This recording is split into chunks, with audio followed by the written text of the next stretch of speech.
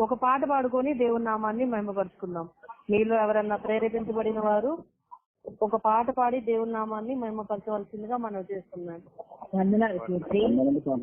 శ్రీమంతుడైన యెహోవా దేవుడు మహిమను వివరించగలనా, మరి ఒకరితో పోల్చగలనా? మహిమను వివరించగలనా, మరి ఒకరితో పోల్చగలనా? జ్ఞానము చేత ఆకాశమును భూమిని సృజించినాడు. జ్ఞానము చేత ఆకాశమును భూమిని సృజించినాడు.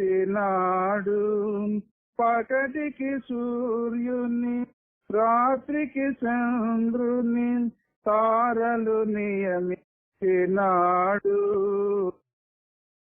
వెలుగును కలిగించినాడు. పగటికి సూర్యుని, రాత్రికి చంద్రుని, తారల నియమించినాడు. వెలుగును కలిగించినాడు. శ్రీమంతుడైన యెహోవా దేవుడు మహిమను వివరించగలనా, మరి ఒకరితో పోల్చగలనా? సముద్రము చీల్చి ఆరిన నేలపై తన ప్రజలను నడిపించినాడు. సముద్రము చీల్చి ఆరిన నేలపై తన ప్రజలను నడిపించినాడు. బాహువు చాచి రాజుల కూల్చి అద్భుతములు చేసినాడు. కానానుకు చేర్చినాడు. బాహువు చాచి రాజుల కూల్చి అద్భుతములు చేసినాడు. కానానుకు చేర్చినాడు. శ్రీమంతుడైన యెహోవా దేవుడు మహిమను వివరించగలనా, మరి ఒకరితో పోల్చగలనా? మహిమను వివరించగలనా, మరి ఒకరితో పోల్చగలనా? అందరికీ వందనండి. వందనాలు అంకుల్. మంచిదండి. మరి ముఖ్య ఘటమైన వాక్య ధ్యానంలోనికి వెళ్ళిపోదాం. వాక్యమును ఎవరు అశ్రద్ధగా వినక తండ్రి అయిన దేవుడు మనల్ని చూస్తున్నాడని మనం ఒక క్రమంగా వాక్యంలో వినబద్దులమై ఉన్నాం. కాబట్టి అందరూ జాగ్రత్తగా వాక్యం వినవలసిందిగా మనం చేస్తున్నాను. మన మధ్యలో బ్రదర్ దేవా గారు ఉన్నారు, నడిపిస్తారు. బ్రదర్ వందనాలండి. వందనాలు. దేవుని సన్నిధికి కూడి వచ్చిన ప్రియులైన దేవుని పిల్లలందరికీ శుభ వందనాలండి. దేవుని సహాయం నిమిత్తం చిన్న మాట ప్రార్థన చేసుకుందాం. సర్వ సృష్టికి కారణభూతుడు అయిన మా ప్రియ పరలోకపు తండ్రి, జీవము కలిగిన మా దేవ, మీకే స్తుతులు స్తోత్రాలనైనా. ఇంతవరకు మమ్మల్ని అందరినీ మీ కృపలో భద్రపరిచి ఇక సాయంకాల దినంలో ఈ ఆన్లైన్ కార్యక్రమం ద్వారా తండ్రి మీకు పాద సన్నిధిలో నాకు ప్రార్థన విజ్ఞాపనలు మీకు పాద సన్నిధి చేర్చటకు నాయన మా జిహోపలంతో మిమ్మల్ని గానం చేయటకు మీరు ఇచ్చిన భాగ్యాన్ని బట్టి స్తోత్రం తండ్రి. మరొకసారి మా బ్రతుకున్న బైబిల్లో నుంచి కొన్ని విషయాలు మేము ధ్యానించినే ఉండగా పరిశుద్ధాత్మ సహాయంతో మాట్లాడుతున్న నాకు వింటున్న మీ బిడ్డలందరికీ కూడా తండ్రి మీరే నడిపింపుని దయచేయమని విని ప్రకటించి మమ్మల్ని మేము మోసపుచ్చుకోకుండా శరీరంలో ఉన్నంత కాలంనైనా మీ నామానికి మహిమకరంగా బ్రతుకుతూ మా యొక్క సొంత రక్షణ భయంతో వణుకుతో కాపాడుకుంటూ కృపను అనుగ్రహించమని నాయన అల్పుడే నేను మరొకసారి మీ పిల్లలతో మీకు సందేశాన్ని పంచుకోబోతుండగా తండ్రి మంచి వాక్శక్తిని అనుగ్రహించండి. పరిశుద్ధాత్మ సహాయంతో నన్ను నడిపించండి తండ్రి. ఏ మాటలైతే వినబోతున్నామో ఆ మాటల శక్తిని గ్రహించటకు మీరు మమ్మల్ని ఎంతగా ప్రేమిస్తున్నారు మీ యొక్క మనసును తెలుసుకుంటాం. మా అందరు కూడా కృపను అనుగ్రహించమని ఈ యొక్క కార్యక్రమం అంతా మీ నామానికి మహిమకరంగా, మా ఆత్మ రక్షణకరంగా మీరే దీవించి ఫలింప చేయమని మా ప్రభును రక్షకుడైన క్రీస్తు వారి పరిశుద్ధమైన ఉన్నతమైన నామంలో ప్రార్థించి అడిగి వేడుకుంటున్నాము తండ్రి. ఆమేన్. ప్రభునందు ప్రియమైన దేవుని వారలారా, దేవుని యొక్క మహాకృపను బట్టి ఈ రోజు ఒక మంచి విషయాన్ని నేర్చుకునే ప్రయత్నం చేద్దామండి. రక్షణార్థమైన జ్ఞానం. రక్షణార్థమైన జ్ఞానం అనే పాఠం నేర్చుకున్నామండి. హెబ్రీయులకు రాసిన పత్రిక 2వ అధ్యాయము 1వ వచనంలో, హెబ్రీయులకు రాసిన పత్రిక 2వ అధ్యాయము 1వ వచనంలో, కావున మనము వినిన సంగతులను విడిచిపెట్టి కొట్టుకొని పోకుండానట్లు వాటి యందు మరి విశేష జాగ్రత్త కలిగి ఉండవలెను. ప్రియ దేవుని సంగమా,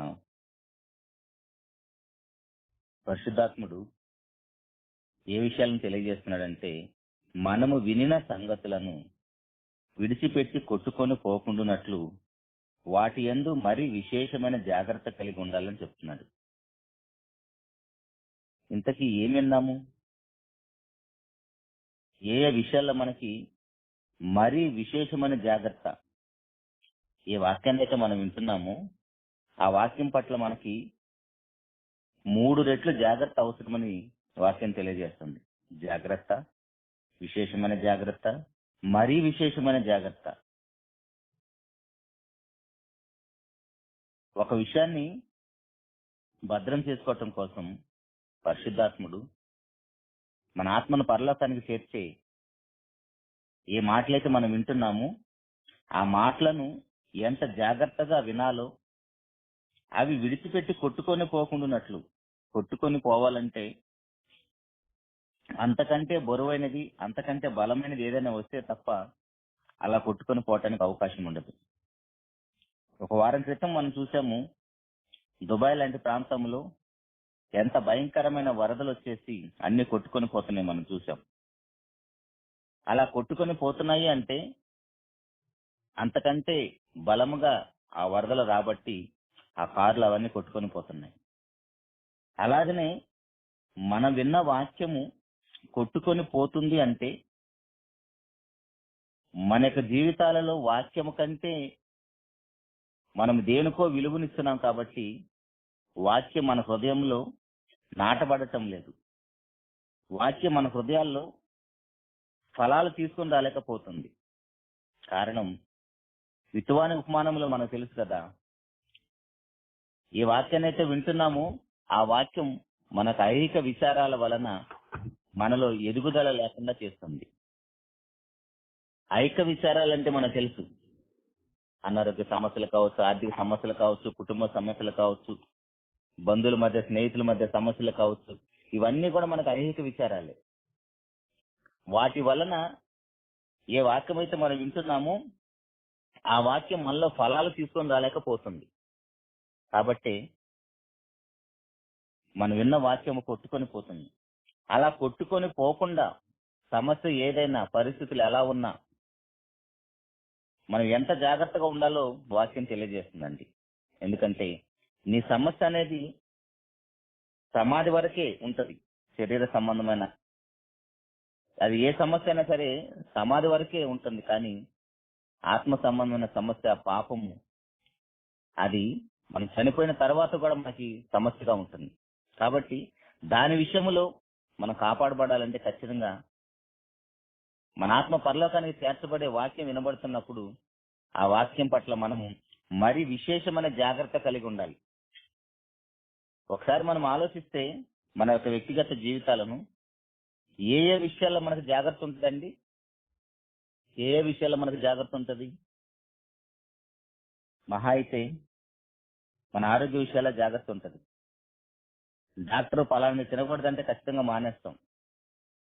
లేదా తల్లిదండ్రులుగా పిల్లల యొక్క భవిష్యత్తు గురించి వారి పట్ల చాలా జాగ్రత్తగా ఉంటారు. లేదా ఉద్యోగ వ్యాపారాల్లో నష్టాలు రాకుండా అక్కడ జాగ్రత్తగా ఉంటాం. రోడ్డు దాటేటప్పుడు జాగ్రత్త పాటిస్తాం. ప్రయాణాలు ఉన్నప్పుడు జాగ్రత్తలు పాటిస్తాం. కానీ వాటన్నిటికంటే కూడా మరి ఎక్కువగా మనం జాగ్రత్త వహించవలసింది మనం విన్న వాక్యం విషయంలో. ఒకసారి మన ఆత్మతో మనం మాట్లాడుకుంటే ఎక్కడా కూడా మనకి 3 రెట్ల జాగ్రత్త మన జీవితాల్లో కనబడదు. కనబడకపోగా మన జీవితాలు ఎలా ఉంటాయంటే, మన ఆలోచనలు ఎలా ఉంటాయంటే బయటికి చెప్పం. కానీ ఎప్పుడు వినే మాటలే కదా, చిన్నప్పటి నుంచి వింటున్నాము.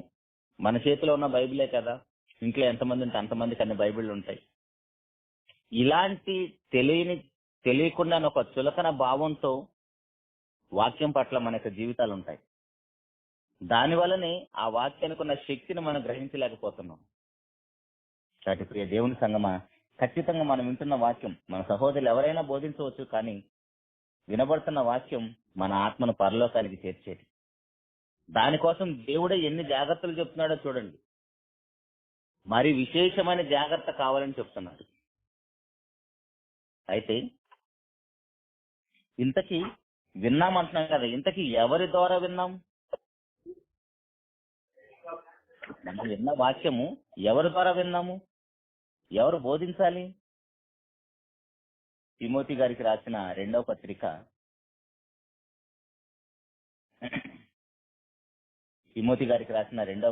3వ అధ్యాయము 14వ వచనంలో, తిమోతి గారికి రాసిన 2వ పత్రిక 3వ అధ్యాయం 14వ వచనములో, క్రీస్తు యేసునందు ఉంచవలసిన విశ్వాసము ద్వారా రక్షణార్థమైన జ్ఞానము నీకు కలిగించుటకు శక్తిగల పరిశుద్ధ లేఖనములను బాల్యము నుండి నీ వెరుగుదువు గనుక నీవు నేర్చుకొని రూఢి అని తెలుసుకున్నవి ఎవరి వలన నేర్చుకుంటివో ఆ సంగతి తెలుసుకొని వాటి యందు నిలకడగా ఉండుము. అపోస్తలుడైన పౌలు గారు తిమోతి గారికి ఎంత జాగ్రత్త చెప్తున్నాడో చూడండి. నువ్వు ఏ మాటలైతే విన్నావో ఆ మాటలు నేర్చుకొని రూఢి అని తెలుసుకొని వాటి యందు నిలకడగా ఉండాలని చెప్తున్నాడు. విన్న వాక్యం పట్ల నిలకడగా ఉండాలని చెప్తున్నాడు. దానికంటే ముందుగా ఏం చెప్తున్నాడు? క్రీస్తు యేసునందు ఉంచవలసిన విశ్వాసం ద్వారా. ఇంతకీ క్రీస్తు యేసునందు ఎలాంటి విశ్వాసం ఉంచాలి? మనమందరం కూడా వాక్యం వింటున్న వారు అందరం, సంఘంలో చేర్చబడిన మనం అందరం కూడా విశ్వాసులమే. అయితే క్రీస్తు యేసునందు ఉంచవలసిన విశ్వాసం అని పర్టికులర్ గా ఒక మాట రాయబడిందంటే, ఇంతకీ ఎలాంటి విశ్వాసంతో మనం సంఘంలో అడుగు పెట్టాం? ఒకసారి మన విశ్వాసాన్ని కూడా పరీక్ష చేసుకోవాల్సిన అవసరం ఎంతైనా ఉంది. అలా పరీక్షించుకున్న వారు రక్షణార్థమైన జ్ఞానము నీకు కలిగించుటకు. రక్షణార్థమైన జ్ఞానం మనకు కలగాలంటే క్రీస్తునందు ఉంచవలసిన విశ్వాసాన్ని కూడా పరీక్షించుకోవాలి.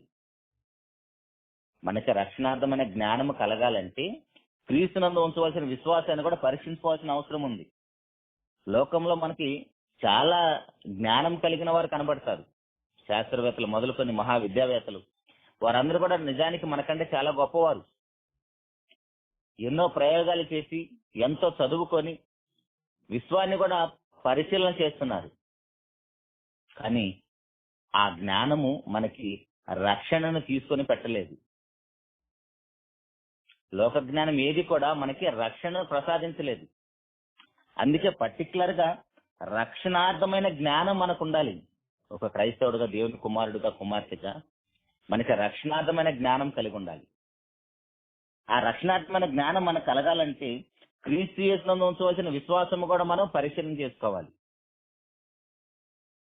నీకు కలిగించుటకు శక్తిగల పరిశుద్ధ లేఖనములను బాల్యము నుండి నీవు ఎరుగుదువు గనుక నీవు నేర్చుకుని రూఢి అని తెలుసుకున్నవి ఎవరి వలన నేర్చుకుంటావో, అంటే ఎవరి వలన తిమోతి గారు నేర్చుకున్నారండి?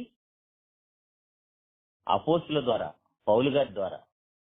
అలా పౌలు గారి ద్వారా, అపోస్తుల ద్వారా నేర్చుకున్నాడు కాబట్టి ఆ నేర్చుకున్నవి రూఢి అని కన్ఫామ్ చేసుకున్న తర్వాత వాటి యందు నిలకడగా ఉండాలని చెప్తున్నాడు. అంటే అపోస్తుల ద్వారా విన్న సంగతులు కాకుండా ఇంకా ఎవరి ద్వారా విన్నా కూడా అవన్నీ కూడా నిష్ప్రయోజనం అవుతాయి. ఎందుకంటే క్రీస్తు యేసునందు ఉంచవలసిన విశ్వాసం ఎలాంటిది ఒకసారి మనం చూస్తే, ఆ విశ్వాసం మనకు ఎలా కలుగుతుందో ఒకసారి చూస్తే, కొరింథీయులకు రాసిన మొదటి పత్రిక 2వ అధ్యాయము 4వ వచనములో, కొరింథీయులకు రాసిన మొదటి పత్రిక 2వ అధ్యాయము 4వ వచనములో, మీ విశ్వాసము మనుషుల జ్ఞానమును ఆధారం చేసుకొనక. ఏమండి, ఇందాక మనం చదువుకున్న తిమోతి పత్రికలో క్రీస్తునందు ఉంచవలసిన విశ్వాసం ఎలా ఉండాలంటే అది మనుషుల జ్ఞానం ఆధారం చేసుకుని ఉండకూడదు. మనము ఏవో మాటలు విని, ఏవో అద్భుతాలు చూసి, ఏదో సువార్తను వినేసి మనము సంఘంలో అడుగు పెడతాం. అందరూ కాదండి, కొందరు. వారికి ఏదో తీరని రోగము, లేదంటే తీరని సమస్య, ఎవరి ద్వారానో వారికి జరిగిన అద్భుతాలను బట్టి, ఇలా ఏదొక కారణాన్ని బట్టి విశ్వాసులే సంఘంలో చేర్చబడతారు.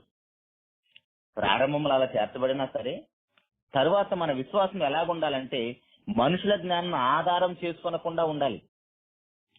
సమరయ స్త్రీ యోహాను సువార్త 4వ అధ్యాయంలో ముందు ఊర్లోకి వెళ్ళేసి సువార్తను ప్రకటించింది. వారందరూ కూడా విశ్వసించారు. తరువాత వారి విశ్వాసాన్ని వాళ్ళు ఎలా బలపరుచుకున్నారు? సమరయ స్త్రీ చెప్పిన మాటను బట్టి కాకుండా వారు విన్న మాటలను బట్టి వారి విశ్వాసాన్ని బలపరుచుకున్నారు. అలాగనే మనము క్రైస్తవులు అయిన తర్వాత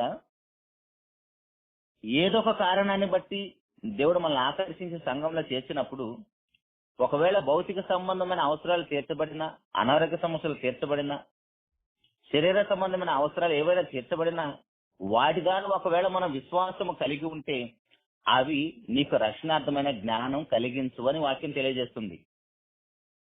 దానికోసం ఇప్పుడు సమరయ స్త్రీ సందర్భాన్ని చూసాం. ముందు ఆమె వెళ్ళేసి ఊరు మొత్తానికి ప్రకటించింది. వారు నమ్మారు. కానీ తర్వాత ఆమె చెప్పిన మాటలను బట్టి కాకుండా వారు విన్న వాక్యాన్ని బట్టి వారు విశ్వసించారు. అలాగనే మనకు విశ్వాసము మనుషుల జ్ఞానం ఆధారం చేసుకోనకుండా ఉంటే అప్పుడు క్రీస్తునందు ఉంచవలసిన విశ్వాసము అది సరైన విశ్వాసం అవుతుంది. అలా క్రీస్తునందు మనం ఉంచవలసిన విశ్వాసము కూడా మనకు కలగాలంటే ఎవరు వాక్యాన్ని బోధించాలి? ఎవరు వాక్యాన్ని బోధించాలంటే, ఎలా బోధించాలంటే, బోధిస్తున్న వారు కూడా, వాక్యాన్ని బోధిస్తున్న వారు కూడా వారి యొక్క జ్ఞానాతిశయంతో కాకుండా, కల్పనా కథలు కాకుండా, పిట్ట కథలు కాకుండా వాక్యాన్ని పరిశుద్ధాత్మ సహాయంతో బోధించాలి. అదే 1 కొరింథీ పత్రిక 2వ అధ్యాయం 1వ వచనం కూడా చూద్దాం.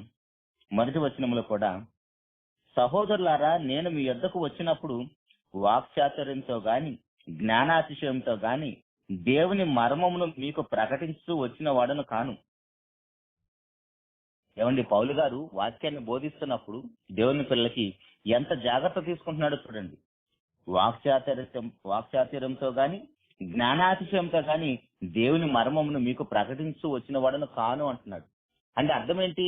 అట్టని పౌలు గారికి వాక్చాతుర్యం లేదా? అంత జ్ఞాని కాదా? మహావేదాంత ఆయన, మహాపండితుడు కూడా. అయినా సరే వాక్యాన్ని బోధిస్తున్నప్పుడు, దేవుని ప్రజలకు వాక్యాన్ని బోధించేటప్పుడు అవేవి కూడా వినియోగించకుండా వాక్యాన్ని ఎలా బోధిస్తున్నాడంటండి? నేను యేసుక్రీస్తును అనగా సిలువ వేయబడిన యేసుక్రీస్తును తప్ప మరి దేనిని మీ మధ్య నేను ఎరుగుకుందని నిశ్చయించుకుంటుని.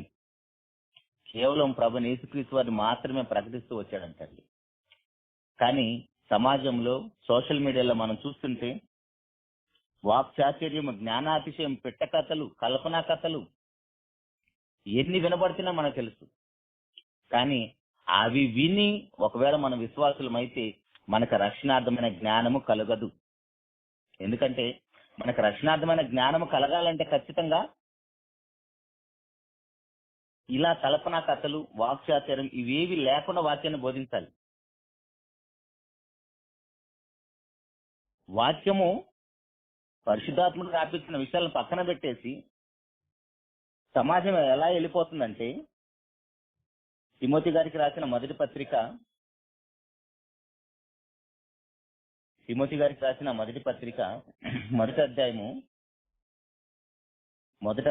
వచనంలో, తిమోతి గారికి రాసిన మొదటి పత్రిక 1వ వచనంలో, కొందరు వీటిని మానుకొని తొలగిపోయి తాము చెప్పువాటినైనను నిశ్చయమైనట్టు రూఢిగా పలుకువాటినైనా గ్రహింపకపోయినను ధర్మశాస్త్రోపదేశకులై ఉండగోరి నిష్ప్రయోజనమైన ముచ్చట్లకు తిరిగిరి. వాక్యాన్ని బోధిస్తున్న వారు అప్పుడప్పుడు సత్యం వినబడుతున్న ప్రదేశాలు కాకుండా వేరు వేరు సంఘాలు కూడా అప్పుడప్పుడు వెళ్ళి మనం పరిశీలన చేస్తూ వస్తే ఎక్కడ చూసినా సరే ఆ సేవకుడు తను విన్నవి చూసినవి తను తిరిగి వచ్చిన ప్రాంతాలు ఏవేవో గుర్తు చేసుకొని మరి గంటల తరబడి వాక్యాన్ని చెప్తూనే ఉంటాడు. 2 రిఫరెన్సులు చదవటం, తన యొక్క జీవితంలో జరిగిన ఏదో ఒక దాన్ని ముచ్చట్లు చెప్పేసి నవ్విస్తూ ఆనందకరంగా ఆహ్లాదకరంగా ఉండేటట్టుగా చేస్తాడు. అదేమో వింటున్న వారందరూ కూడా చాలా గొప్పగా ఉంటది. ఈ రోజు బాగా దేవుని ఆరాధించాం, గొప్ప వాక్యాన్ని బోధించారని విన్నవారు కూడా ఆనందంతో సంఘం నుంచి బయటకు వస్తారు. కానీ అవన్నిటి కూడా పౌలు గారు తిమోతి గారికి ఏమని చెప్తున్నాడు? అవన్నీ కూడా ముసలమ్మ ముచ్చట్లు అని చెప్పేస్తున్నాడు. వీటిని మానుకున్నారు. కొందరు వీటిని మానుకొని రక్షణార్థమైన జ్ఞానం కలిగే విధంగా క్రీస్తు యేసునందు ఉంచవలసిన విశ్వాసం, ఎలాంటి విశ్వాసం ఉండాలో ఇలాంటి ఏమీ పట్టించుకోకుండా కల్పనా కథలు ముచ్చట్లకు తిరిగేశారంటండి. అటు ప్రియ దేవుని సంగమా, ఏ మాటలైతే మనం వింటున్నామో నిజంగా ఆ మాటలు మనకు నిజంగా రక్షణార్థమైన జ్ఞానాన్ని కలిగిస్తున్నాయా? క్రీస్తు యేసునందు మనం ఎలాంటి విశ్వాసం ఉంచాలో ఆ మాటలు వినబడుతున్నాయని ఒక్కసారి వింటున్న వాక్యాన్ని కూడా మనం పరిశీలన చేసుకోవాలి. ఎవరైనా మన సహోదరులే కదా చెప్తున్నారు, బైబిల్ ఏదో చెప్తున్నారు కదా అని ఒకవేళ అజ్ఞానంగా అమాయకంగా భ్రమలో ఉంటే ఖచ్చితంగా మోసపోయే ప్రమాదం ఉంది.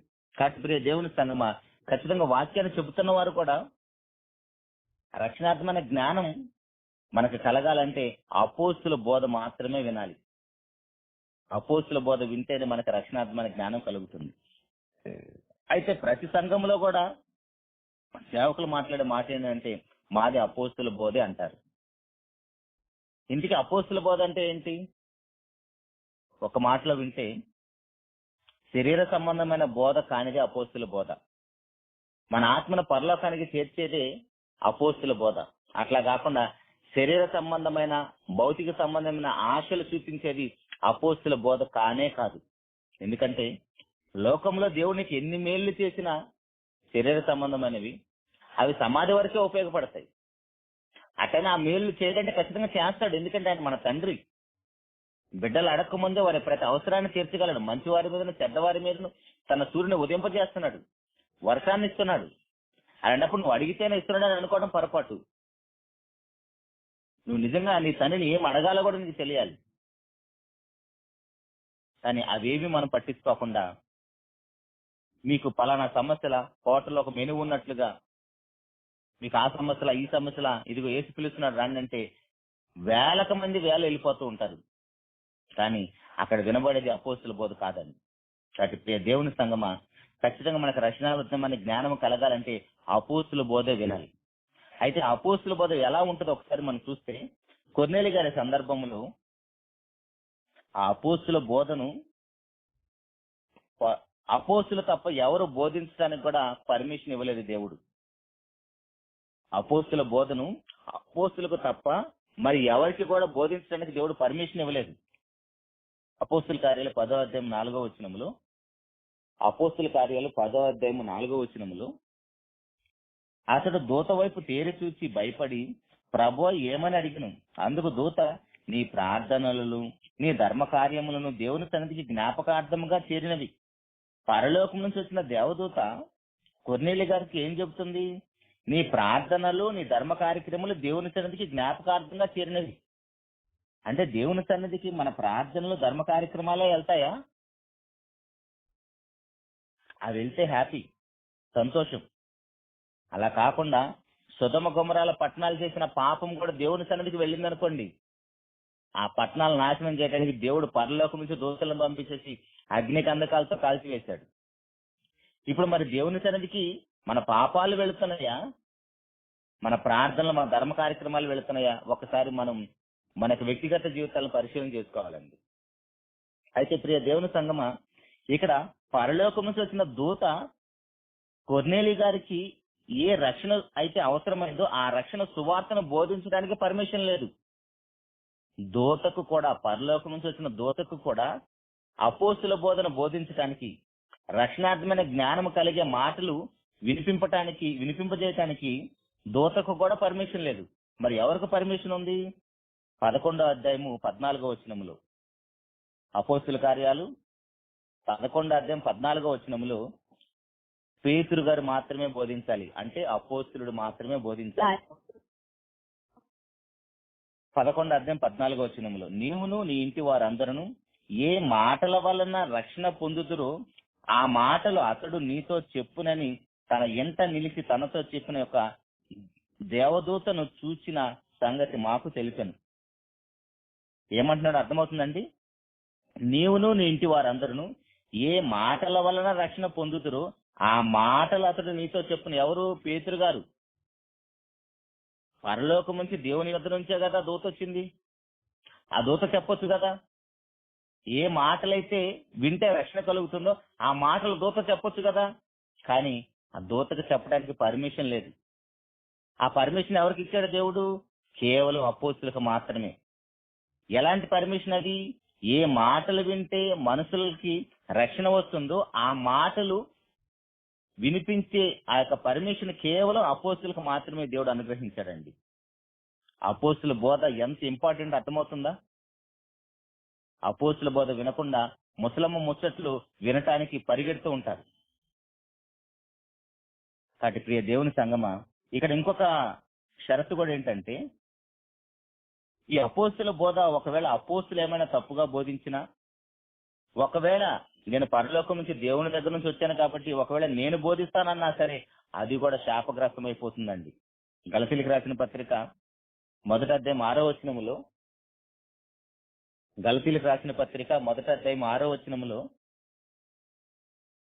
క్రీస్తు కృపను బట్టి మిమ్మల్ని పిలిచిన వారిని విడిచి భిన్నమైన సువార్త తట్టుకు మీరెంత త్వరగా తిరిగిపోటు చూడగా నాకు ఆశ్చర్యమగుతున్నది.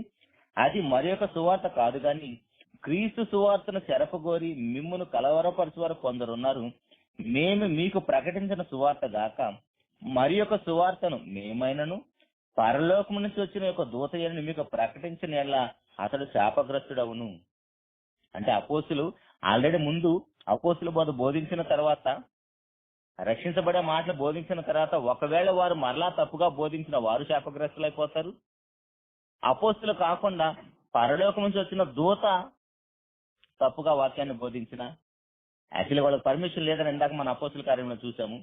ఒకవేళ వాళ్ళు ఏదైనా తప్పుగా బోధించినా వాళ్ళందరూ శాపగ్రస్తులు అయిపోతారంటుంది. అంటే అపోస్తుల బోధ ఎంత ఇంపార్టెంట్ అర్థమవుతుందండి. క్రీస్తు సువార్తను చెరపగోరేది ఏది విన్నా మనకి రక్షణార్థమైన జ్ఞానము కలగదు.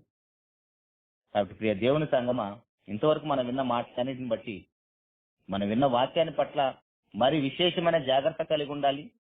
ఆ వాక్యాన్ని మనం విన్నామంటే ఎంత జాగ్రత్తగా చూసుకోవాలో అర్థమవుతుంది. అలా కాకపోతే మనకున్న సమస్యలు ఏవైనా సరే వాక్యాన్ని కొట్టుకొని పోతాయి. కాబట్టి మనకు రక్షణార్థమైన జ్ఞానం కలగదు. ఆ రక్షణార్థమైన జ్ఞానం మనకి కలగాలంటే క్రీస్తునందు ఉంచవలసిన విశ్వాసం అది సరైన విశ్వాసమో కాదో పరిశీలన చేసుకోవాలి. అది మనుషుల జ్ఞానాన్ని ఆధారం చేసుకుంటే మనకు సరైన విశ్వాసం ఉండదు. అయితే వాక్యాన్ని బోధిస్తున్న వారు కూడా వారి యొక్క వాక్చాతుర్యంతో జ్ఞానాక్షయంతో వాక్యాన్ని బోధించకూడదు. వింటున్న వారు కూడా వారు మనుషుల ఆధారం చేసుకున్న వాక్యాన్ని వింటున్నామా, జ్ఞానాక్షయంతో బోధిస్తున్న వాక్యాన్ని వింటున్నామని వింటున్న వారు కూడా పరిశీలన చేసుకోవాలి. అయితే అపోస్తులు ఒకవేళ మరలా తప్పుగా బోధించిన, లేదా దేవదూతలు మరలా వాక్యాన్ని తప్పుగా బోధించిన వాడు శాపగ్రస్తుడు అయిపోతారని చెప్తుంది వాక్యం. కాబట్టి ప్రియ దేవుని సంగమా, మనం వింటున్న వాక్యం పట్ల ఎంత జాగ్రత్తలు ఉండాలో చూడండి. ఇవన్నీ కూడా ఎందుకు తెలియజేస్తున్నాడంటే మనము రక్షించబడాలని, మనకి రక్షణార్థమైన జ్ఞానం కలగాలని. ఇంతకీ రక్షణార్థమైన జ్ఞానము ఎలా వస్తుందో కొన్ని విషయాలు చూసాం. అపోస్తుల బోధ ద్వారా మనకు రక్షణార్థమైన జ్ఞానం కలుగుతుంది. అయితే మనకు రక్షణ ఎలా కలుగుతుంది? మనకు రక్షణ అనేది 3 దశలుగా దేవుడు అనుగ్రహిస్తాడండి. దేవుడు మనకు రక్షణను 3 దశలుగా అనుగ్రహిస్తాడు. ఒకసారి బైబిల్లోకి వెళ్ళేసి లేఖన ఆధారంగా చూసినట్లయితే, మొట్టమొదటిగా తీతు పత్రిక 3వ అధ్యాయము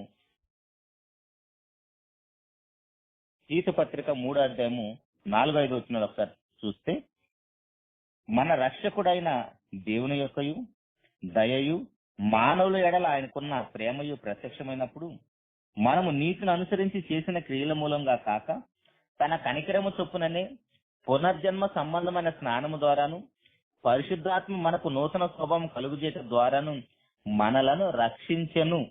రక్షణ అయిపోయింది మనకి. ఎవరికి? ఎవరైతే పునర్జన్మ సంబంధమైన స్నానం ద్వారా పరిశుద్ధాత్ముడు వారికి నూతన స్వభావం కలుగు చేశాడో వారు రక్షించబడ్డారు అంటున్నాడు. అయితే వాక్యం వింటున్న వారిలో రక్షించబడిన వారు ఎంతమంది ఉన్నారో ఒకసారి వారి యొక్క రక్షణను పరిశీలన చేసుకుంటే నిజంగా నీకు పరిశుద్ధాత్ముడు మనకి పరిశుద్ధాత్ముడు నూతన స్వభావాన్ని కలుగు చేశాడా?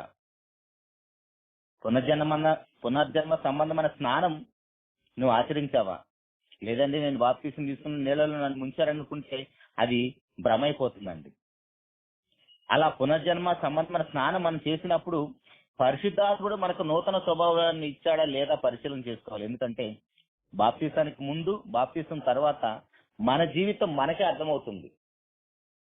బాప్తీసానికి ముందు బాప్తీసం తర్వాత మన జీవితాన్ని మనం పరిశీలన చేసుకుంటే రెండు ఒకే విధంగా ఉన్నాయనుకోండి, మనం రక్షించబడినట్టు కాదు. అపోస్తలుడైన పౌలు గారు మనకు తెలుసండి, దమస్కు మార్గంలో ప్రభు దర్శించక ముందు ఆయన బ్రతికేంటో మనకు తెలుసు. ప్రభు దర్శించిన తర్వాత ఆయన బాప్తిసం పొందిన తర్వాత ఆయన జీవితం ఎంత గొప్పగా ఉందో మనకు తెలుసు. కాబట్టి ఇప్పుడు మనం కూడా బాప్తిసం పొందాము. బాప్తిసం పొందిన తర్వాత ఎంత గొప్పగా వాక్యాన్ని బోధించవచ్చు, ఎన్ని మీటింగ్లు అయినా పెట్టచ్చు, సువార్త పని నిమిత్తం ఎంత కష్టమైనా పడవచ్చు. కానీ మన స్వభావం మారకపోతే మనం రక్షించబడినట్టు కాదు. నీ కుటుంబంలో నీ భర్త అయినా నీ భార్య అయినా నీ పిల్లలైనా నీ స్వభావం మారినట్టు కనీసం గుర్తిస్తున్నారా? అలా కాకుండా బాప్తీసంకు ముందు ఎలా ఉన్నావు ఇప్పుడు కూడా అలాగనే ఉంటే మనం రక్షించబడినట్టు కాదండి. ఎందుకంటే మనల్ని రక్షించుటకే పరలోకం నుంచి ప్రభు వారు వచ్చాడు. తిమోతికి రాసిన మొదటి పత్రిక 1వ అధ్యాయము 15వ వచనములో, తిమోతి గారికి రాసిన మొదటి పత్రిక 1వ అధ్యాయం 15వ వచనంలో, పాపులను రక్షించుటకు క్రీస్తు యేసు లోకమునకు వచ్చాను. ఆయన వచ్చిందే మనల్ని రక్షించడానికి వచ్చాడు. అయితే మనము పునర్జన్మ సంబంధ స్నానం పొందిన తర్వాత పరిశుద్ధాత్ముడు మనలోకి వస్తే అప్పుడు మనకు నూతన స్వభావం వస్తుంది. పరిశుద్ధాత్ముడే మనలోకి రాలేదనుకోండి, మనకు నూతన స్వభావం రాదు, మనం రక్షించబడినట్టు కాదు. కాబట్టి ప్రియ దేవుని సంగమా, మన రక్షణ విషయంలో ఖచ్చితంగా మనము మనమే వాక్యపు వెలుగులో పరిశీలన చేసుకోవాలి. లేదండి నేను ఎప్పుడో బాప్తిసం పొందాను, అప్పుడు ఎప్పుడో బాప్తిసం ఇచ్చారని అనుకుంటూ ఉంటే ఎలా రక్షించబడ్డావో, నీ యొక్క వ్యక్తిగత జీవితం ఎలా ఉందో, నీ స్వభావం ఎలా ఉందో నీకు నీవే వాక్యపు వెలుగులో పరిశీలన చేసుకోవాలి. ఇందుకే రక్షించబడ్డాం అంటున్నాము. ఎక్కడి నుంచి రక్షించబడ్డాం? చాలా మంది బయట అప్పుడప్పుడు అడిగి చూడండి, మీరు రక్షణ పొందుకున్నారా, మీరు రక్షించబడ్డారని అడిగితే అవునండి మేము రక్షించబడ్డామండి అంటారు. అయితే ఎక్కడి నుంచి రక్షించబడ్డాం?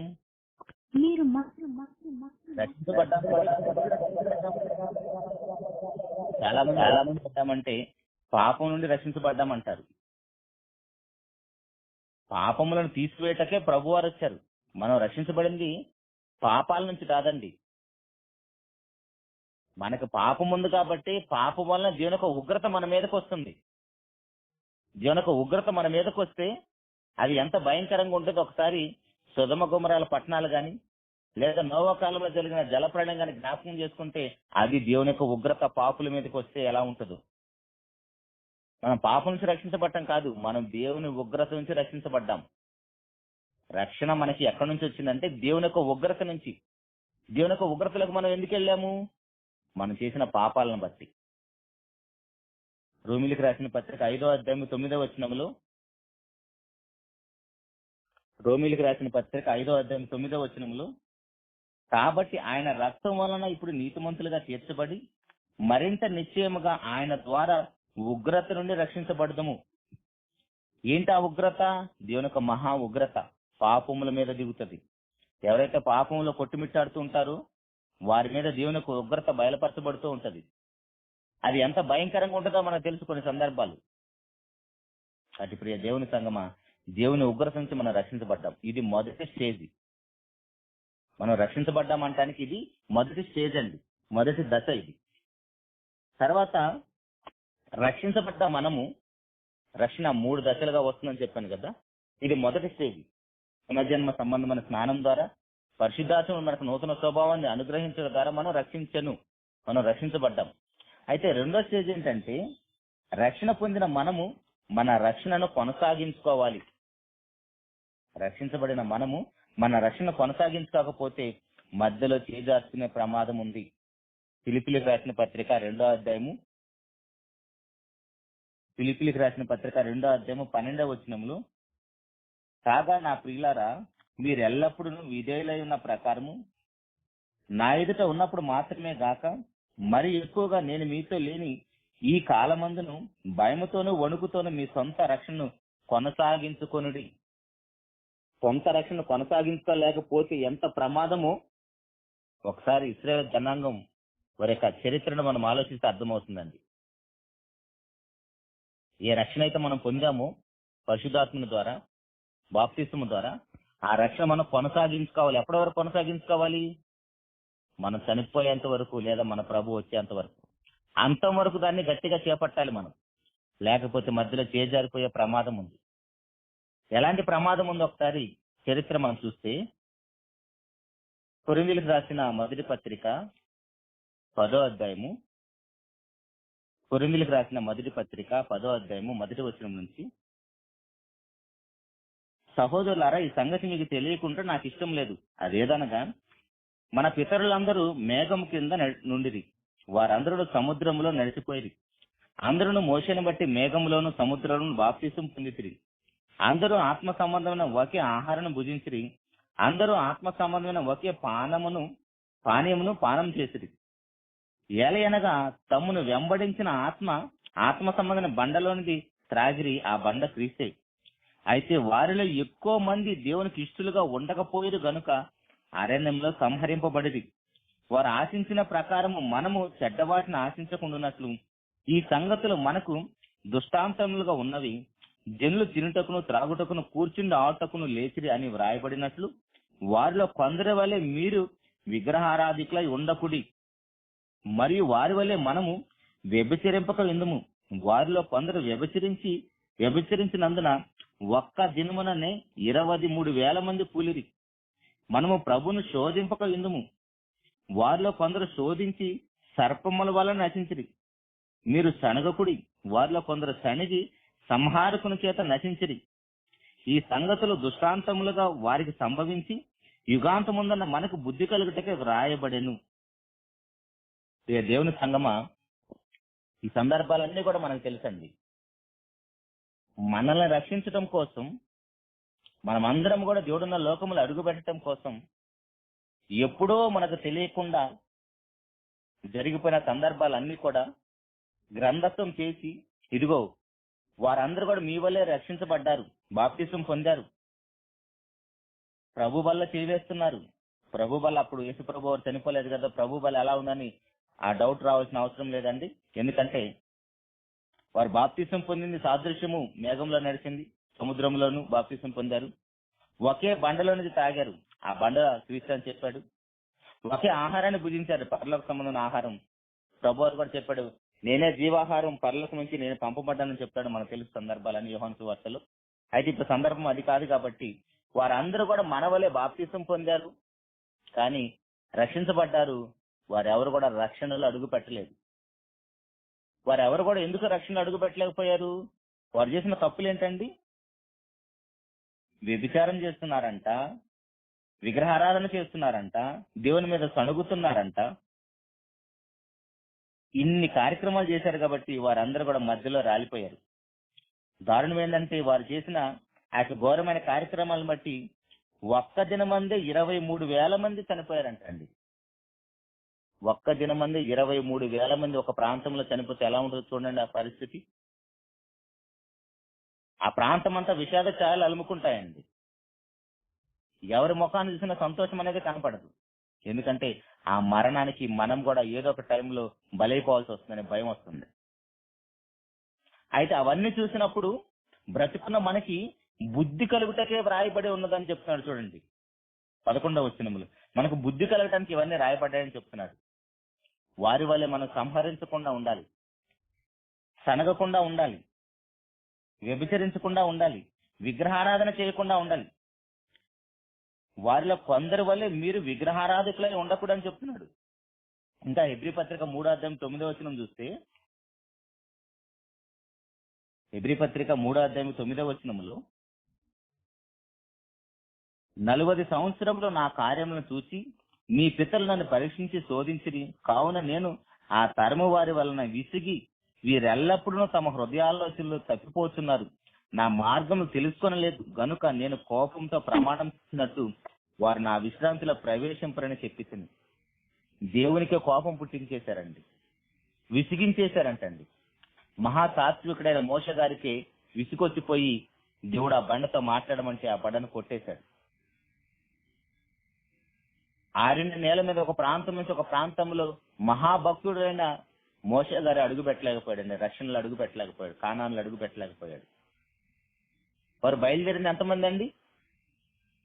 వారు బయలుదేరింది సంఖ్యాకాండము 1వ అధ్యాయము 45-46 వచనాల్లో ఉంటుందండి.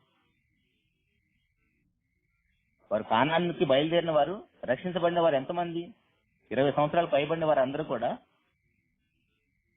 46వ వచనంలో లెక్కింపబడి 6,03,550 మంది రక్షించబడిన వారు. వారిలో రక్షణలో అడుగుపెట్టిన వారు ఎంతమంది అండి? 2. రక్షణలో అడుగుపెట్టిన వారు 6 లక్షల మంది బయలుదేరితే రక్షణలో అడుగుపెట్టింది 2 అంటండి. ఇప్పుడు వాక్యం వింటున్న వాళ్ళు ఎంతమంది ఉన్నారు నాకు తెలియదు, కానీ మనలో ఎంతమంది ఆ 2లో ఉన్నామండి? ఆ రక్షణలో అడుగు పెట్టగలమా? అలా కాకుండా వారి వల్లే విగ్రహారాధన చేసి, వ్యభిచరించి, దేవుని మీద సనిగి విసిగించి మధ్యలో చేజార్చుకుంటామో మన రక్షణను? వారెవరు కూడా దేవునికి ఇష్టలుగా లేకుండా ఉన్నారంటండి. విశ్వాసం లేకుండా దేవునికి ఇష్టగా ఉంటే అసాధ్యమని హెబ్రీ పత్రిక 11:6 చూస్తాం మనం. ఇక్కడ మనకు ఒక డౌట్ రావచ్చు, మేమేం విగ్రహారాధన చేయటం లేదండి, మేము ఎలాంటి విగ్రహారాధన చేయటం లేదని వారి వల్లే అనుకోవచ్చు. వారైతే విగ్రహాలను పెట్టుకుని విగ్రహారాధన చేశారు, కానీ మనం ఎలాంటి విగ్రహారాధన చేస్తామో 2 సందర్భాలను చూద్దాం. కొలసీలకు రాసిన పత్రిక 3:5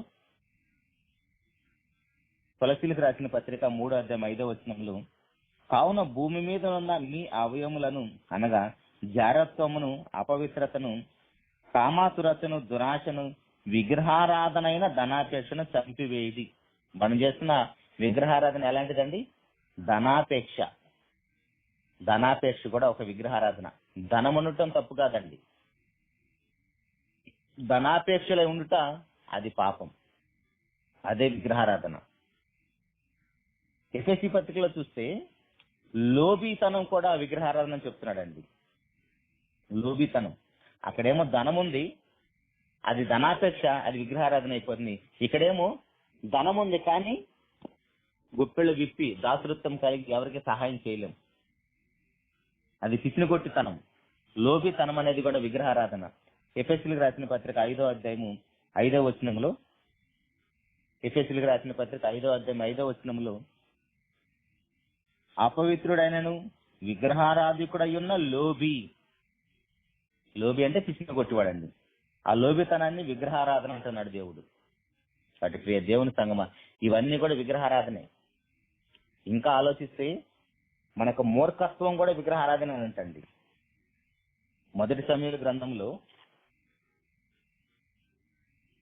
1 సమూయేలు గ్రంథము 15వ అధ్యాయము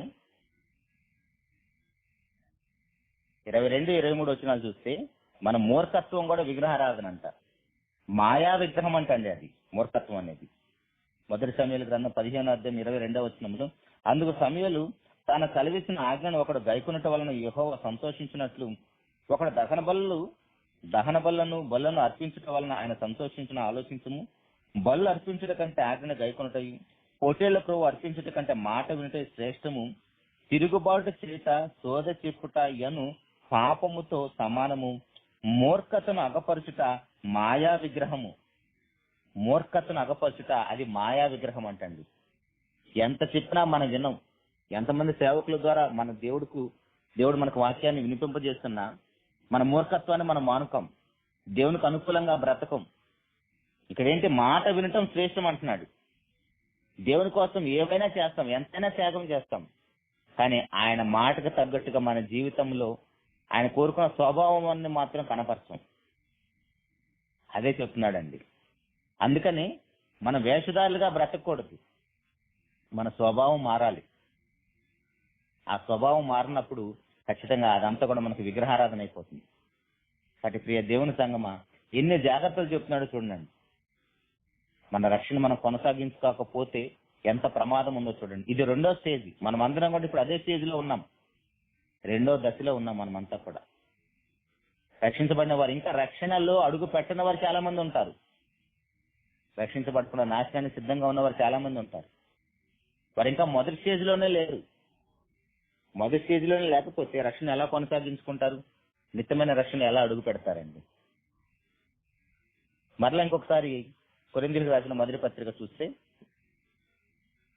ఇందాక మనం చదువుకున్న మాటే, కొరింథీయులకు రాసిన మొదటి పత్రిక 10వ అధ్యాయంలో వారందరూ కూడా విగ్రహారాధన చేశారంట, వ్యభిచారం చేశారంట, దేవుని శోధించారంట, విసిగించారంట, సణుగుకున్నారంట. దాని వలన ఒక్క దినమంది 23,000 మంది చనిపోయారు. దానితో పాటు 6 లక్షల మంది, 6,03,550 మంది బయలుదేరి 2 రక్షణలు అడుగు పెట్టారు, కానాన్లు అడుగు పెట్టారు, 20 సంవత్సరాలు పైబడిన వారు. మరి మన పరిస్థితి ఏంటండి? మనం కూడా బాప్తిసం పొందాం, రక్షించబడ్డాం. తీతు పత్రికలో మనం చదివాం కదా, మనల్ని రక్షించనని చెప్పాడు. ఆ రక్షించిన మనము మన రక్షణ కొనసాగించుకుంటున్నామా? ఆ రక్షణ కొనసాగించుకోవడం కూడా ఎలా కొనసాగించుకోవాలి? భయముతోను వణుకుతోను. మనం పొందిన రక్షణలో అంత భయం ఉంటుందండి మనకి? అంత వణుకుంటుందా మనకి? కానీ అవేవి మనకు ఉండవండి. కాబట్టి ప్రియ దేవుని సంగమా, 3వ స్టేజ్. ముందుగా మనం రక్షించబడ్డాము, మొదటి స్టేజ్. 2వ స్టేజ్లను ఆ రక్షణ మనం కొనసాగించుకోవాలి. 3వ స్టేజ్ ఎలా ఉంటుందో ఒకసారి చూద్దాం. తిమోతి గారికి రాసిన 2వ పత్రిక 4వ అధ్యాయము 8వ వచనములు. తిమోతి గారికి రాసిన 2వ పత్రిక 4వ అధ్యాయం 8వ వచనములో, ఇక మీదట నా కొరకు నీతి కిరీటం ఉంచబడి ఉన్నది. ఆ దినమందు నీతి గల న్యాయాధిపతి అయిన ప్రభు అది నాకు మాత్రమే కాకుండా తన ప్రత్యక్షతను ఆపేక్షించి వారికి అందరికీ అనుగ్రహించును. పౌలు గారు ఏం చెప్తున్నాడండి తిమోతి గారికి? ఇక మీదట నా కొరకు నీతి కిరీటం ఉంచబడిందంటే ఆ మాట చెప్పడానికి ఎంత ధైర్యం ఉండాలండి? ఆల్రెడీ నేను డ్యూటీ మొత్తం కంప్లీట్ చేసేసా, నాకు జీతం వచ్చేస్తుందని చెప్తున్నాడు. ఇంతవరకు పని ప్రారంభించిన వాళ్ళమే చాలా మంది ఉన్నాం. మనకు జీతం ఎలా వస్తుందండి? పరలోకాన్ని కూడా జీతంతో పోల్చాడు దేవుడు. అందుకోసం ఏం చెప్తున్నాడు? ఇక మీదట నా కొరకు అంటే ఆల్రెడీ దేవుడు చెప్పినవన్నీ కంప్లీట్ చేసేసాడు. ఇంకా ఫిలిప్పీలకు రాసిన పత్రిక చూస్తే అదే పౌలు గారు ఏం చెప్తున్నాడు చూడండి. ఫిలిప్పీలకు రాసిన పత్రిక 3వ అధ్యాయం 9వ వచనములో, ఫిలిప్పీలకు రాసిన పత్రిక 3వ అధ్యాయం 9వ వచనములో, క్రీస్తును సంపాదించుకొని ధర్మశాస్త్రం మూలమునైన నా నీతిని గాక క్రీస్తునందలి విశ్వాసము వలన నీతి అనగా విశ్వాసమును బట్టి దేవుడు అనుగ్రహించి నీతి గలవాడని ఆయన యందు అగపడు నిమిత్తము ఏ విధము చేతనైనా మృతుల్లో నుండి నాకు పునరుద్ధానం కలగవలనని ఆయన మరణ విషయంలో సమాన అనుభవం గలవాడని ఆయన పునరుద్ధాన బలము ఎరుగు నిమిత్తము ఆయన శ్రమలలో పాలివాడొకటే ఎట్టిది ఎరుగు నిమిత్తమును సమస్తమును నష్టపరుచుకొని వాటిని పెంటతో సమానంగా ఎంచుకొనుచున్నాను అంటున్నాడు. ఈయన ఇందాక మనం చదువుకున్న తిమోతి పత్రికలు అంత ధైర్యంగా ఇక మీదట నా కొరకు నీతి కిరీటం ఉంచబడింది అన్న మాట చెప్తున్నాడంటే ఆయన ఏమేం చేశాడంట? ఆయన మరణ విషయంలో సమాన అనుభవం, క్రీస్తు ప్రభు పడిన ఆ మరణ విషయంలో సమాన అనుభవం, ఆయన పడిన శ్రమలలో కూడా పాల్వాడొకటే ఎట్టిదో ఆయన ఎరుగున్నాడంట అండి. అంటే ఒక పాపిని రక్షించడానికి ప్రభువారు పడిన అవమానాలు, కష్టాలు, వేదన, తనకున్న సమస్తాన్ని కూడా పెంటతో సమానంగా ఎంచుకున్నాడంట. అది మాత్రమే కాకుండా ఇంకా ఏం చెప్తున్నాడు చూడండి. ఇదివరకే నేను గెలిచి తినని అయినను, ఇదివరకే సంపూర్ణ సిద్ధి పొంది తినని నేను అనుకున్నట్లేదు గాని నేను దేని నిమిత్తము క్రీస్తు యేసు చేత పట్టబడుతును దానిని పట్టుకున్న వలన పరిగెత్తుచున్నాను. అంటే ఆయన చూడండి ఎన్ని జాగ్రత్తలు చేస్తున్నాడు. సహోదరులారా, నేను ఇదివరకే పట్టుకొని ఉన్నానని తలంచుకొనను, అయితే ఒకటి చేయుచున్నాను, వెనుక ఉన్నవి మరచి ముందున్న వాటి కొరకై వేగిరపరుచు క్రీస్తు నందు దేవుని ఉన్నతమైన పిలుపునకు కలుగు బహుమానము గురి యొద్దకే పరిగెడుతున్నాడు. పౌలు గారు అంటండి గురి యొద్దకే పరిగెడుతున్నాడంట. గురి యొద్దకు పరిగెడుతున్నాడు అంటే పరలోకం కోసం, ఆ జీవాన్ని పొందటానికి, ఆ జీతాన్ని తీసుకోవటం కోసం పరిగెడుతున్నాడు అంటండి. మన రక్షణ విషయంలో మనం ఇంకా అడుగులే వేయటం లేదు. ఆ రక్షణ మార్గంలో కూడా రాలేదు చాలా మంది. మనం ఎలా రక్షించబడతామండి? మనం రక్షించబడాలంటే మనకి ఎన్ని జాగ్రత్తలు అవసరమో చూడండి. ఆల్రెడీ రక్షించబడిన పౌలు గారు అయితే చెప్తున్నాడు, ఇక మీదట నా కోసం నీతి కిరీటం ఉంచబడింది. ఆ నీతి కిరీటం ఉంచబడిందంటే దానికోసం నేను ఇలా పరిగెడుతున్నానని చెప్తున్నాడు. ఏ విధము చేత నాకు మృత్యుల నుంచి పునరుద్ధానం కలగాలి, జీవ పునరుద్ధానం పొందాలని ఆయన పరిగెడుతున్నాడంట. అవన్నీ చెప్తున్నాడు కాబట్టి ధైర్యంగా వెళ్ళిపోతున్నాడండి మరణ విషయానికి కూడా. తిమోతి గారికి రాసిన 2వ పత్రిక ముగించుకున్నామండి. తిమోతి గారికి రాసిన 2వ పత్రిక 4వ అధ్యాయము 18వ వచనంలో 3వ స్టేజ్ చూస్తున్నాం మనము రక్షణ విషయంలో, రక్షణ పొందుకునే విషయంలో. తిమోతి గారికి రాసిన 2వ పత్రిక 4వ అధ్యాయం 18వ వచనంలో, ప్రభు ప్రతి దుష్కార్యం నుండి నన్ను తప్పించి తన పరలోక రాజ్యమునకు చేరునట్లు నన్ను రక్షించును. ఇది ఇంకా జరగవలసినది, జరగలేదు. మొదటి స్టేజ్ లో మనం చూసాం తీతు పత్రికలో, పునర్జన్మ సంబంధమైన స్నానం ద్వారా పరిశుద్ధాత్ముడు మనకు నూతన స్వభావాన్ని కలుగు చేయడం ద్వారా మనల్ని రక్షించను అని చెప్పాడు. అక్కడ రక్షించబడ్డ మనము ఫిలిప్పీ పత్రికలో మన రక్షణ కొనసాగించుకోవాలని చెప్పాడు. అదే రక్షణ విషయానికి వస్తే తిమోతి పత్రికలో ఏం చూస్తున్నామంటే మనకి ఇంకా రక్షణ ఇవ్వలేదంట ఆయన. ప్రభు ప్రతి దుష్కార్యం నుండి నన్ను తప్పించి తన పరలోక రాజ్యములకు చేరినట్లు నన్ను రక్షించును. ఇది ఎప్పుడు జరుగుతుంది? మనం పోయినప్పుడు అండి, లేదా ప్రభు వారి సెకండ్ కమింగ్ భూమి మీదకి వచ్చినప్పుడు. ఆ నిత్య రక్షణలో మనం అడుగు పెట్టాలి. ఇది 3వ స్టేజ్. ఆ నిత్య రక్షణలో మనం అడుగు పెట్టాలంటే సెకండ్ స్టేజ్ లో మన రక్షణను మనం భయముతో వణుకుతో కాపాడుకోవాలి. అలా కాపాడుకోకుండా మధ్యలో చేయాల్సిన ప్రమాదం ఉందని కొరింథీ పత్రిక, హెబ్రీ పత్రికలో ఇశ్రాయేలు జనాంగానికి సంబంధించిన ఆ చరిత్ర అంతా దేవుడు రాయించి పెట్టాడు. వారు మనవలే బాప్తిసం పొందారు, ఒకే రొట్టెను తిన్నారు, ఒకే పాత్రలను తాగారు, కానీ వారెవరు కూడా రక్షణలో అడుగు పెట్టలేకుండా మధ్యలోనే రాలిపోయారు. సంహారకుని చేత, సర్పాల చేత, ఇలా వాళ్ళు మధ్యలోనే రక్షణను కొనసాగించుకోలేక చేజార్చుకున్నారు. సో అలాంటి పరిస్థితి మనకు కూడా వస్తుంది. కాబట్టి ప్రియ దేవుని సంగమా, ఖచ్చితంగా మనం పొందిన సొంత రక్షణ విషయంలో భయం కలిగి వణుకుతో దాన్ని కాపాడుకుంటే ఖచ్చితంగా దేవుడు అనుగ్రహించే ఆ నిత్య రక్షణ అడుగు పెట్టగలం.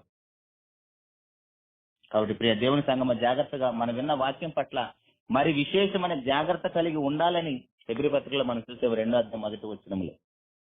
కాబట్టి మనకి లోకంలో ఏ ఏ విషయాల జాగ్రత్త ఉందో ఒకసారి పరిశీలన చేసుకోవాలి. అలా కాకుండా సమాధి వరకు ఉపయోగపడే వాటి విషయాల్లో మనం జాగ్రత్త చూపించి నిత్యరాజ్యంలో అడుగుపెట్టే వాటి విషయంలో మనం అశ్రద్ధ వహిస్తే ఖచ్చితంగా మన రక్షణ మనం చేజార్చుకుంటాం. కాబట్టి ఇకనైనా మనకు మనునతులు వెలిగించబడే వారమై వాక్యపు వెలుగులో వేటికి మనం ఎక్కువ జాగ్రత్త చూపిస్తున్నాం, ఏటికి మనము సరైన జాగ్రత్త చూపించలేకపోతున్నాము ఒకసారి పరిశీలన చేసుకుంటూ మనకు వ్యక్తిగత జీవితాలను ఎప్పుడు మనుషుల వైపు చూడకండి. మనం రక్షించబడే విషయంలో, రక్షణ మనం అడుగుపెట్టే విషయంలో మనుషుల వైపు చూస్తే వారు ఎంత పెద్ద సేవకులైనా కావచ్చు, ఎక్కడో ఒక చోట మనకు పొరపాట్లు కనపడతా ఉంటాయి. అలా చూడటం వలన మనము కూడా మన రక్షణ చేజార్చుకోవడానికి అవకాశాలు ఎక్కువగా కనబడుతూ ఉంటాయి.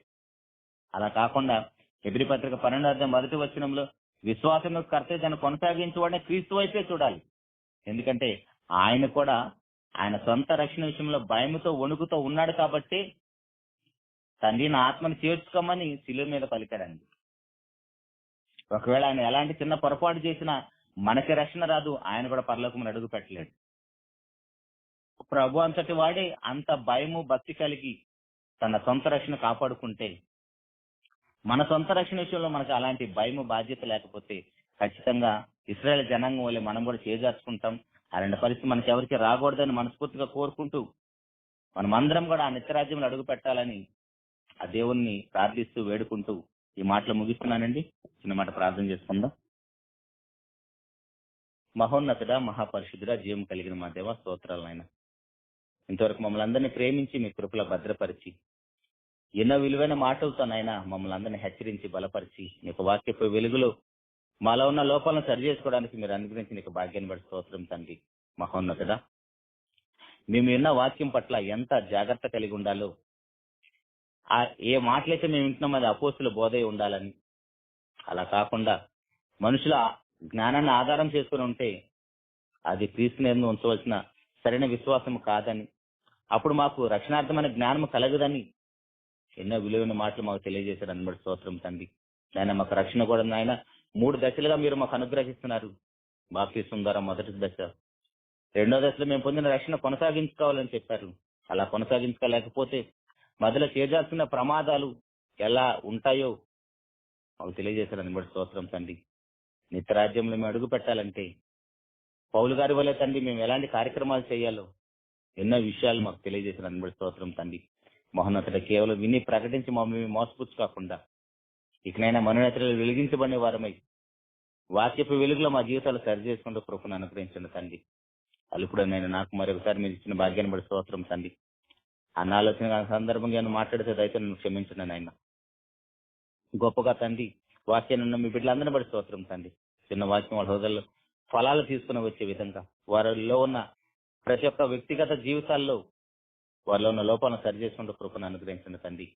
వారి సొంత రక్షణ విషయంలో తండ్రి భయం కలిగి, భక్తి కలిగి, బాధ్యతతో నడుచుకుంటూ కృపను అనుగ్రహించమని, దాని యొక్క కార్యక్రమం కోసం ప్రత్యక్షంగా పరోక్షంగా మీ బిడ్డలు ఎవరైతే ప్రయాసపడుతున్నారో వారికి రావాల్సిన ఫలితం నాశనాలు మీ బిడ్డలకు అనుగ్రహించమని, నిశ్చితమైతే ప్రభు రాకడ ఆలస్యం అయితే మీ ఇంకా శరీరాల్లో ఉంటే మరొక రీతిగా కలుసుకొని ఇంకా విలువైన మాటలు నేర్చుకుంటకు వాటి ద్వారా మీకు మరింత దగ్గర అవడానికి కృపను అనుగ్రహించమని, సమస్త మహిమ ఘనత ప్రభావాలను మీకు ఆరోపిస్తూ మా ప్రభును రక్షకుడైన క్రీస్తు వారి పరిశుద్ధమైన నామంలో ప్రార్థించి అడిగి వేడుకుంటున్నాము తండ్రి. ఆమేన్. అందరికి వందనాలండి. Thank you very much. వందనాలు బ్రదర్. మరి ఇప్పటి వరకు మీరు ఎంతో చక్కగా మనకి ఎటు రక్షణ దేవుడు మనకు అనుగ్రహించారు వివరంగా అందించిన తండ్రి అయిన దేవునికి కృతజ్ఞతాస్తుతులు స్తోత్రాలు చెల్లించుకుంటూ దానికి ప్రాతినిధ్యం వహించిన బ్రదర్ దేవా గారికి హృదయపూర్వక వందనాలు తెలుపుకుంటూ, ఆన్లైన్ పక్షము కూడా హృదయపూర్వక వందనాలు తెలుపుకుంటూ, మరి ప్రారంభం నుండి ఇప్పటి వరకు మీరు అందరూ సహకరించినందుకు ఎలాంటి డిస్టర్బెన్స్ చేయకుండా మంచిగా విన్నందుకు మీ అందరికి కూడా హృదయపూర్వక వందనాలు తెలుపుకుంటూ ఈ సాయంత్రకాలపు ఆన్లైన్ కార్యక్రమాన్ని ముగించుకున్నాం. మరి మీలో ఎవరన్నా డౌట్స్ ఉంటే కనుక అడగొచ్చండి.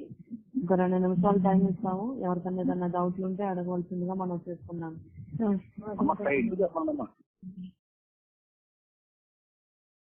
బ్రదర్ గారు ఒకసారి అంశం పేరు రిపీట్ చేస్తారా అండి? రక్షణార్థమైన జ్ఞానం లేదా రక్షణ 3 దశలు. రెండిట్లో ఏదైనా పెట్టుకోవచ్చు అక్క. రక్షణ 3 దశలు. Okay brother.